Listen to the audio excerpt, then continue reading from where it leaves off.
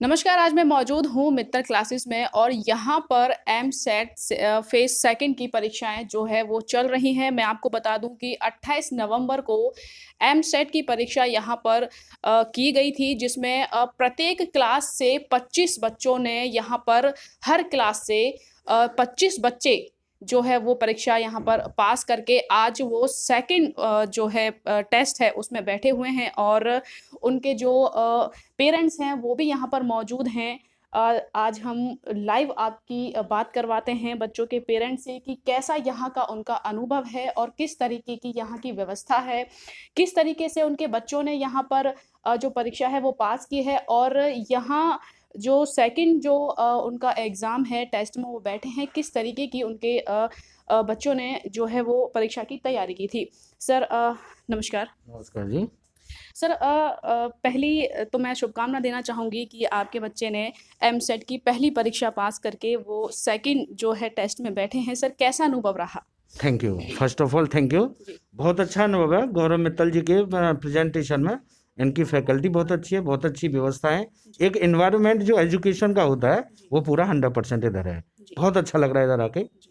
तो सर आपके बच्चे ने सेकंड परीक्षा में वो बैठे हैं, क्या लगता है क्या परफॉर्मेंस रहेगा बच्चे का आपका? नहीं, बच्चा ब्रिलियंट है, बढ़िया है, इंटरेस्टेड है, अच्छा ही आएगा। हम तो ये कहते हैं बस फर्स्ट पोजीशन आनी चाहिए जी। और 100% प्लेसमेंट मिले जी। और उसका फ्यूचर ब्राइट रहे। जी। तो यहाँ जो समय-समय पर सेमिनार होते हैं सर उनसे उस सेमिनार से किस तरीके की जानकारी आपको यहाँ पर दी जाती है? नहीं, अभी तो मैं तो खैर फर्स्ट ऑफ ऑल ही आया हूँ, लेकिन सेमिनार होती है, हम प्रत्येक सेमिनार में मिलेंगे जी। और उसके बाद जैसे कि वेल एजुकेटेड स्टाफ है, सब कुछ अच्छा ही रहेगा। जी।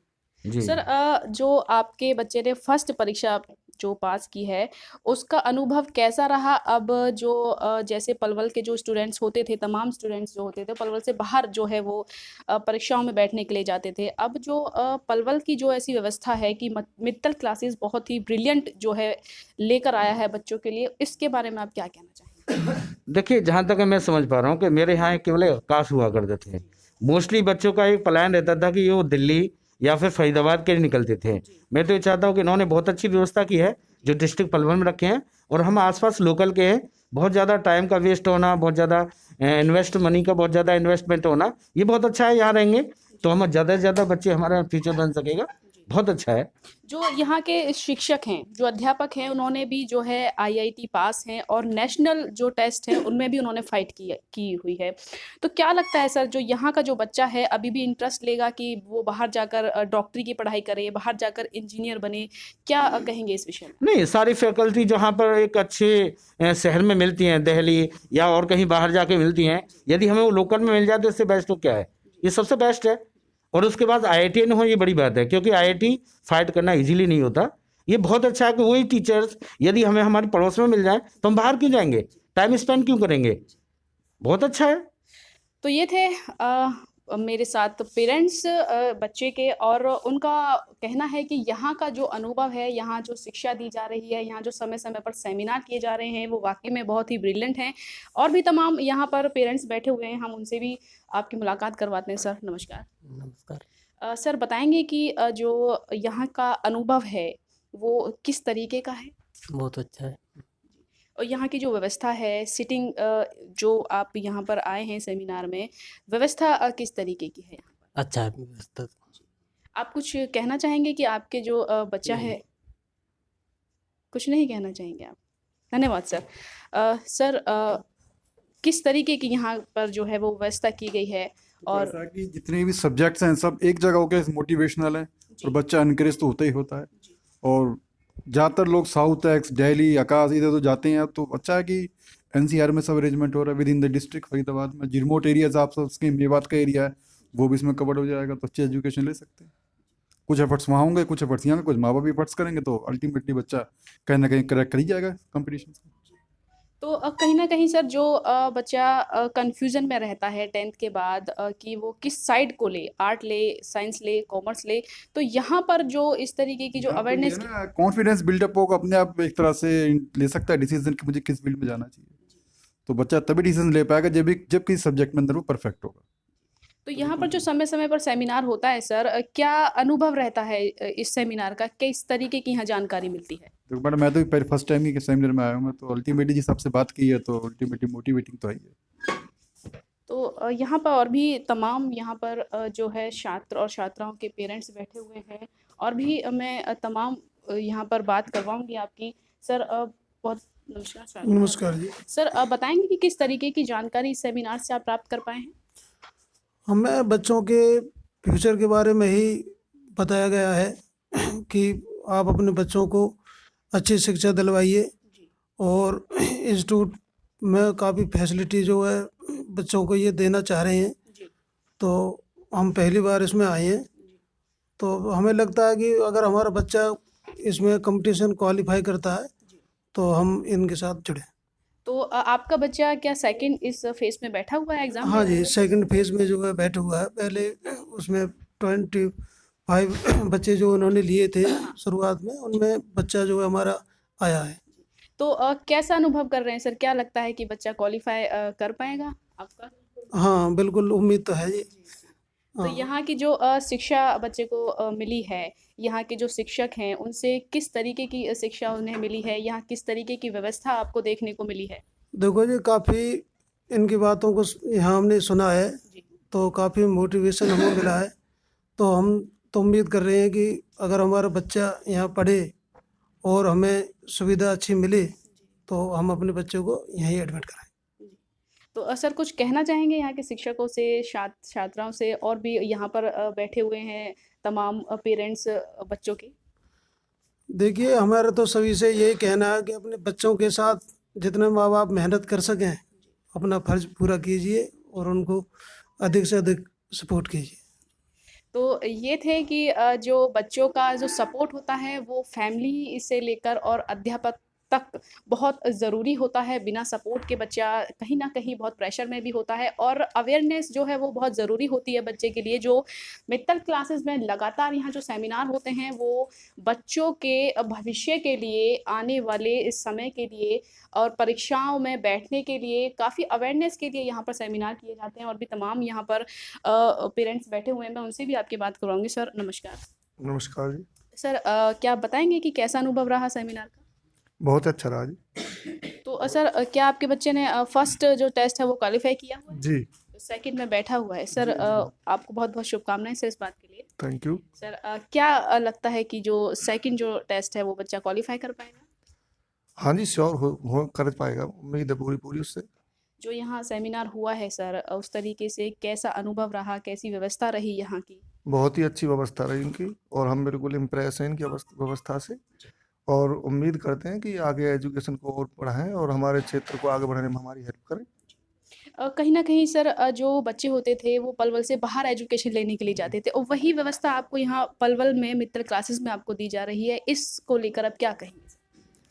ये तो बहुत ही अच्छी अपॉर्चुनिटी है जी एरिया के लिए और उम्मीद ऐसी है कि मैं हसनपुर से आया हूँ तो यहाँ से 30 किलोमीटर दूर है मेरा गाँव, तो वहाँ से आया हूँ। मैं उम्मीद करता हूँ कि ये हमें पहले 80-70 किलोमीटर जाना पड़ता था दिल्ली या फरीदाबाद में, तो अब 30 तो रह गया कम से कम और उम्मीद करता हूँ कि अब इनका क्षेत्र उनका जो है एरिया और बढ़े और मैं तो चाहता हूँ कि इनका एक इंस्टीट्यूट हसनपुर भी खुले। हाँ, तो पेरेंट्सों की यही डिमांड है कि ऐसा ही जो मित्तल क्लासेस का जो परफॉर्मेंस है इनसे बहुत ही प्रसन्न हैं। तब सभी जो है यहाँ पर पेरेंट्स उनकी यही डिमांड है कि ऐसा ही एक और जो सेंटर है वो वहाँ पर भी खुले ताकि बच्चों का आने जाने का डिस्टेंस भी कम हो। और यहाँ पर गौरव मित्तल जी मेरे साथ हैं, यहाँ के संचालक, उनसे बात करते हैं। सर नमस्कार। नमस्कार। सर बताएंगे कि जो फेज़ 2 एग्ज़ाम है उसकी कैसी व्यवस्था है और कितने बच्चे जो है वो परीक्षा में बैठे हुए हैं? मैं सबसे पहले जो जितने भी बच्चे हमारे फेज़ 1 में बैठे थे लगभग 2800 से 3000 के करीब बच्चे बैठे थे, उसमें से जो बच्चे हमने सेलेक्ट किए फेज़ 2 में, तो जिन बच्चों के पेरेंट्स यहाँ पे आए हैं और बच्चे आए हैं उन सबको बहुत बहुत बधाई देना चाहूँगा कि उन्होंने फेज़ 1 क्लियर करके फेज़ 2 में आए हैं।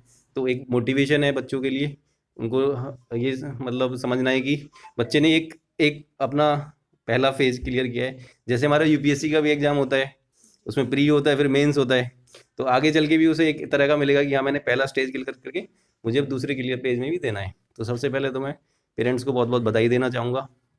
दूसरी बात, जो हमारा फेज़ 2 हो रहा है, इसमें हमने जितने भी बच्चे बैठ रहे हैं उनको हर क्लास के टॉप बच्चों को हम लैपटॉप देंगे फर्स्ट प्राइज़ को, सेकंड बच्चे को हम स्मार्टफोन देंगे, टैबलेट देंगे, और थर्ड पोजीशन वाले बच्चे को हम स्मार्टफोन देने वाले हैं। इसके साथ साथ जो बच्चा टॉप करेगा उनको हम उनकी पढ़ाई भी पूरी कंप्लीट फ्री होने वाली है। तो ये इस तरह का एक मोटिवेशन रहेगा। एक बच्चे ने अर्न करेगा, अगर हम देखें कि बच्चा अगर वो अपनी पढ़ाई कंप्लीटली फ्री करके अर्न कर रहा है बाय कंपीटिंग दीज 2 पेपर्स, वो एक बच्चा अगर टेस्ट क्लियर करके खुद से अर्न कर रहा है कि हाँ मैं डिजर्व करता हूँ, तो उसे लैपटॉप भी मिले और उसे उसकी पढ़ाई भी फ्री हो और आगे चल के वो क्षेत्र का नाम भी रोशन करे। तो यही हमारा एक इस एग्ज़ाम को कराने का पर्पज़ था। सर अभी इसी सेमिनार में जो है एक पेरेंट्स की डिमांड रही है सर ऐसे ही मित्तल क्लासेस वहाँ हसनपुर में भी खोले। सर इस बारे में आप क्या कहना चाहेंगे, क्योंकि यहाँ जो पेरेंट्स बैठे हुए हैं वो कहीं ना कहीं बहुत खुश हैं, बहुत ही संतुष्ट हैं आपकी इस जो मोटिवेशन होती है बच्चों को टेस्ट क्रॉस करते हैं, सेकंड टेस्ट में आज बैठे हुए हैं, तमाम जो खुशियाँ हैं वो इस जो है पेरेंट्स मना रहे हैं। जी बिल्कुल, ये तो हर इंसान का एक वो है कि वो चाहता है कि उसको बेस्ट एजुकेशन मिले। एक उसका एक तरह से बेसिक राइट भी होना चाहिए, राइट टू एजुकेशन होता है हमारा वैसे, लेकिन एक अच्छी एजुकेशन मिलना वो ज़रूरी है स्कूल्स में। लेकिन अगर हम देखें कि मान लो पढ़ाई उस तरह की नहीं हो पा रही है, तो एक हमारी जो अच्छी पढ़ाई जो हमारे कंपटीशन के लिए होनी चाहिए, जिससे बच्चे का कैरियर बने, वो अगर उसे मिल रहा है तो उसका राइट है। तो वो जो उनकी डिमांड है बहुत जायज़ है, लेकिन देखते हैं हम उस पर कितना आगे काम कर पाएंगे। अभी तो हमारा फोकस है कि यहाँ पे हम अपने बच्चों को पूरा एनर्जी दें, बच्चों के रिजल्ट पे काम करें, पूरी टीम उसके लिए लगी हुई है। तो बहुत ही अच्छी हमारी एकेडमिक टीम भी बहुत अच्छी है और पूरी सब लोग जी जान से लगे हुए हैं। जो हमने रिजल्ट दिया है पिछली बार भी और इस बार भी जो हमारी आगे कोशिश है उसी में हम लगे हुए हैं। सर एग्ज़ाम में जब बच्चा बैठता है तो कहीं ना कहीं उससे पहले एग्ज़ाम से पहले बच्चे को कई चीज़ें फेस करनी पड़ती है, जो डर होता है, कन्फ्यूज़न वाली चीज़ें होती हैं और बच्चे को पहले मोटिवेट करना पड़ता है इस चीज़ के लिए। सर इस चीज़ के लिए आप बच्चे का जो माइंड है वो किस तरीके से आप फ्रेश करते हैं? देखो बीच बीच में स्टार्टिंग जब बच्चा एडमिशन लेता है उससे लेके जब तक वो फाइनल एग्ज़ाम देता है तब तक हम उसको बीच बीच में मोटिवेट भी करते हैं, टेस्ट भी लेते हैं, मॉक टेस्ट बहुत सारे कराए जाते हैं बच्चों को, उसी तरह के पेपर कराए जाते हैं, जैसा पेपर आया जाता है उसी तरह का उसको बीच बीच में मोटिवेट किया जाता है कि किस तरह की गलतियाँ बच्चा कर रहा है, कैसे कर रहा है। अगर नीट का पेपर देना होता है तो OMR शीट कैसे प्रॉपरली भर के उसको, क्योंकि उसमें भी बच्चा काफ़ी टाइम गलतियाँ करता है। हमारा जो पेपर हो रहा है उसमें भी OMR शीट बेस्ड पेपर है। तो बच्चा जो स्कूल में जनरली हमारा सब्जेक्टिव पेपर्स होते हैं, लेकिन यहाँ पे OMR भर रहा है, बच्चा सीख रहा है और बच्चों में बैठ रहा है। तो वो सारी चीज़ें जब वो बहुत सारे स्कूल्स के और बहुत सारे बच्चों के साथ कॉम्पीट कर रहा होता है, अच्छी जब उसे पता चलता है कि अच्छी बुक्स पढ़नी है, इस तरह का स्टडी मटेरियल पढ़ना है, ये सारी चीज़ें, क्वेश्चन भी करने हैं, IIT में जो पुराने क्वेश्चन आए हुए हैं वो मुझे करने हैं, नीट के पेपर में पुराने क्वेश्चन आए हुए हैं वो मुझे करने हैं, वो सब बच्चा करने लगता है तो डेफिनेटली उसका कॉन्फिडेंस बढ़ता है।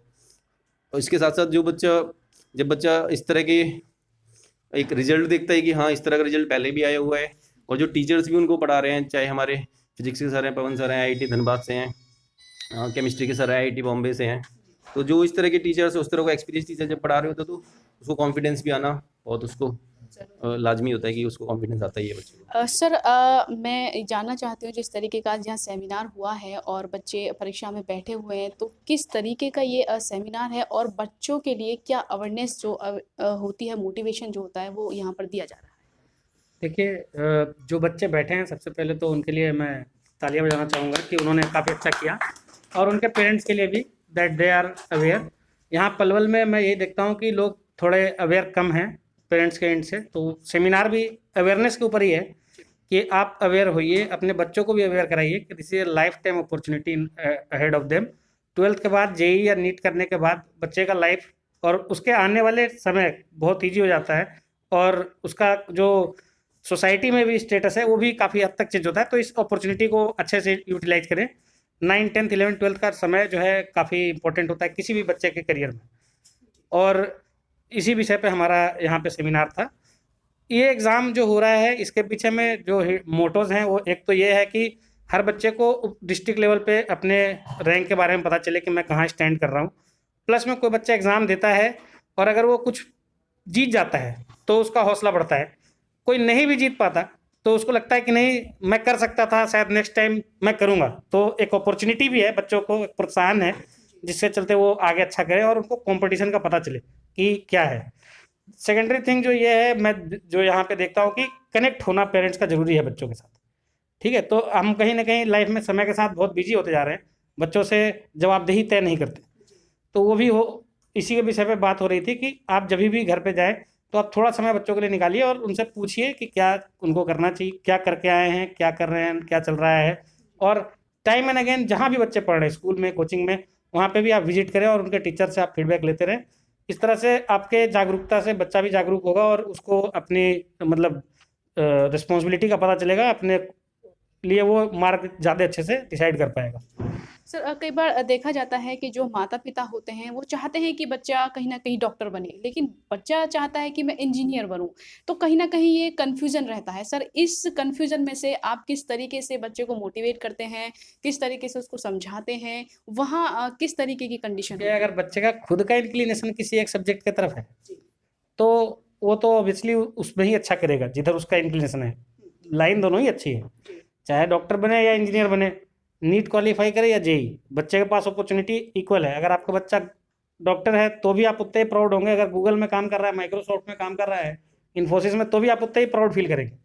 तो वो तो उसके ऊपर है कि उसको किस सब्जेक्ट की तरफ इंक्लिनेशन ज़्यादा है। लेकिन अगर मान लीजिए कन्फ्यूजन है, then you can come with the child, we will have a chat, हम बात करेंगे उससे और एक टेस्ट लिखवा के देखेंगे कि उसका क्या उसके लिए बेटर होगा, whether he is able to like do things, grab things quickly और लाइक इम्प्रोवाइज कर पाता है कि नहीं। क्योंकि दोनों एग्जाम के बीच में जो डिफरेंस है यही है। जेई में आपका इम्प्रोवाइजेशन स्किल्स देखा जाता है, डेप्थ ऑफ नॉलेज देखा जाता है कि आप कितना एक क्वेश्चन को भले कितना भी टाइम लो सही कर पाते हो नहीं कर पाते हो, तो वो है। और नीट के अंदर में आपका जो है जो नॉलेज कितना आप रिकॉल इजीली कर सकते हो, आपके स्पीड को देखा जाता है, आपके डेप्थ, क्वेश्चन में डेप्थ नहीं है लेकिन नंबर ऑफ क्वेश्चन बहुत ज़्यादा है। 180 क्वेश्चन करने हैं, 180 मिनट में करने हैं, छोटे छोटे क्वेश्चन होते हैं। तो बच्चा का अगर रिकॉल पावर नहीं होगा उतना अच्छा, आप एक डॉक्टर से क्या उम्मीद करेंगे कि वो 180 केस में 180 सही करे, कम से कम 170 सही करे। क्वालिफाइंग क्राइटेरिया भी उसी तरह का है नीट का, आपको 90% स्कोर करना है नेशनल लेवल पे। लेकिन जेई में ये नहीं है, जेई में आप डेप्थ देखते हो कि बच्चा जो क्वेश्चन कर रहा है वो सही कर रहा है नहीं कर रहा, वो 50% पर भी बहुत अच्छा रैंक ला सकता है। टोटल पेपर का सिर्फ 50% करे लेकिन सही करे तो भी उसका अंडर 1000 रैंक आता है जेई एडवांस के अंदर में। तो दोनों एग्जाम के लिए माइंडसेट अलग होता है बच्चे का। एक एग्जाम में बच्चे को अपनी एक्यूरेसी पे ध्यान देना है, अपनी स्पीड पे ध्यान देना है। एक एग्जाम के अंदर बच्चे को अपने नॉलेज का डेप्थ पर ध्यान देना है कि वो चीज़ों को कनेक्ट कितनी अच्छी से करता है। और ये चीज़ें क्लास 9th-10th में रिफ्लेक्ट होने लगती हैं बच्चों को देख करके। जब हमारे पास बच्चे पढ़ते हैं 9th-10th में तो हम अपने इनसे भी पेरेंट्स को बोलते हैं कि नहीं, इसके लिए ज़्यादा अच्छा होगा कि आप इसको बायो दिलवाएं, क्योंकि बच्चा आपका ग्रैब बहुत अच्छे से करता है, रिकॉल अच्छे से करता है, इम्प्रोवाइज नहीं कर पाता उतना तेजी से। तो बेटर होगा कि आप बायो दिलवाएं। अगर कोई बच्चा मैथ्स में बहुत अच्छा कर रहा है, इम्प्रोवाइजेशन कर रहा है बहुत तेजी से चीज़ों पे, तो हम उसको ऑब्वियसली बोलेंगे कि आप जेई के लिए जाइए। बाकी पर्सनली अगर बच्चा सब कुछ अच्छा कर रहा है तो बच्चा क्या चाहता है ये भी बहुत बड़ी चीज़ है। बच्चा अगर डॉक्टर बनना चाहता है आप उसको इंजीनियर नहीं बना सकते, अगर वो इंजीनियर बनना चाहता है आप उसको डॉक्टर नहीं बना सकते। उसको भी अपॉर्चुनिटी, अगर अच्छा बच्चा है तो खुद ही डिसाइड कर लेगा कि उसको पीसीएम लेना है या पीसीबी लेना है। बट एग्जाम के बीच में यही डिफरेंस है, एक जगह पे आपको लेंथ एंड ब्रेथ बहुत है कवर करना और स्पीड का और एक्यूरेसी का खेल है नीट के अंदर में। वहीं जेई में आपको बहुत ज़्यादा क्वेश्चंस को लेकर इम्प्रोवाइज करना होता है, क्योंकि डायरेक्ट क्वेश्चन होते नहीं, हाफ पेज के क्वेश्चन हैं। बच्चे स्टार्ट करते हैं ऊपर में, नीचे आते आते भूल जाते हैं कि ऊपर लिखा क्या। तो वहाँ बच्चे का नॉलेज कितना है और कितना पेशेंसली वो काम करता है चीज़ों को लेकर के, वो डिसाइड करता है कि बच्चा कैसा करेगा पेपर के अंदर में। तो ये थे मेरे साथ मित्तल क्लासेस से यहाँ के अध्यापकगण, जिनका कहना है कि बच्चों के मोटिवेशन के लिए यह सेमिनार किया जाता है और यहाँ पर तमाम परीक्षाओं में बैठे बच्चों के लिए हमारी तरफ से बहुत बहुत शुभकामनाएं हैं। और ऐसे ही सेमिनार में आने वाले जो माता पिता हैं बच्चों के, उनको भी बहुत बहुत बधाई है। ऐसे ही सेमिनार को ज्वाइन करने के लिए आप आते रहें मित्तल क्लासेस और देखते रहें आप सर्वोदय टीवी इंडिया।